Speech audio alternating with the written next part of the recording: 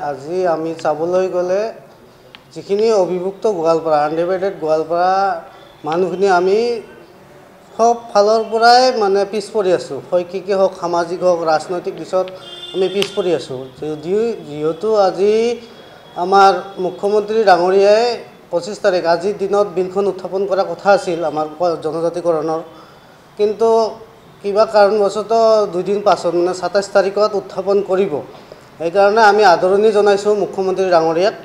আৰু লগতে আহ্বান জনাইছোঁ যাতে আমাৰ জনজাতিকৰণৰ বিষয়টো অতি সোনকালে সমাধান হয় মানে আমাৰ কথাটো হ'ল কোচ ৰাজবংশীসকলে আজি দীৰ্ঘদিনীয়া যিটো দাবী আজি আমি ভাবোঁ অন্ত পৰিব বুলি আশা ৰাখিলোঁ আৰু লগতে আমি আহ্বান থাকিল আমাৰ মুখ্যমন্ত্ৰী ডাঙৰীয়ালৈ যাতে আমাৰ কোচ ৰাজবংশী জনগোষ্ঠীৰ সমস্যাটো সমাধান হয় বিধায়ক আনিব বুলি খুজি আছে এইখন বিধায়ক যাতে আনে আৰু জনজাতিকৰণ যাতে আমাৰ অভিভুক্ত গোৱালপাৰা মানুহখিনি এইবেলি কৰে কাৰণ দেখা গৈছে বিগত সময়ত বহু কথা কৈ আছিল কিন্তু কামত একো হোৱা নাই কিন্তু এইবেলি আমি বিচাৰিছোঁ তেওঁলোকে যদি সদ ইচ্ছা আছে চৰকাৰখনৰ আমাৰ অভিভুক্ত গোৱালপাৰাৰ মানুহখিনিক মানুহখিনিক জনজাতিকৰণ কৰক জনজাতিকৰণটো আমাক লাগিব এইবাৰ 2026 চনৰ আগত জনজাতিকৰণ তেওঁলোকে চৰকাৰে কৰিবই লাগিব আৰু 2 নম্বৰ কথা হৈছে আমাৰ BTC কাউন্সিলত যেখন নিৰ্বাচন হৈ গ'ল এইখন নিৰ্বাচনত আমাৰ জনগোষ্ঠী এজনৰ প্ৰতিনিধি নাই আমি অসম চৰকাৰক দাবী জনাইছোঁ যে নমিনেট MCLA দিব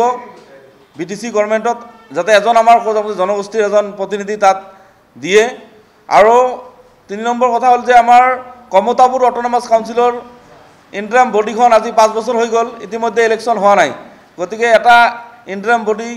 ইতিমধ্যে বেছি দিন নচলে 6 মাহ বা 1 বছৰ চলে সেইটো সময়ত দেখা গৈছে যে 5 বছৰ হৈ গ'ল কিন্তু কোনো ধৰণৰ তাত ইলেকশ্যন হোৱা নাই আমি অসম চৰকাৰৰ মাননীয় মুখ্যমন্ত্ৰীক অনুৰোধ জনাইছোঁ যে অতি সোনকালে KAC যেটো বুলি নাম এই KAC নামত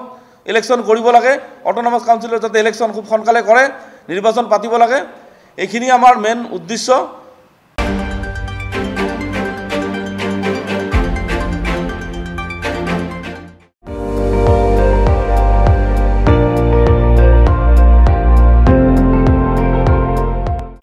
আপুনি চাই আছে ND24 সৰ্বশ্ৰেষ্ঠ নহয় সৰ্বোত্তমৰ দৌৰ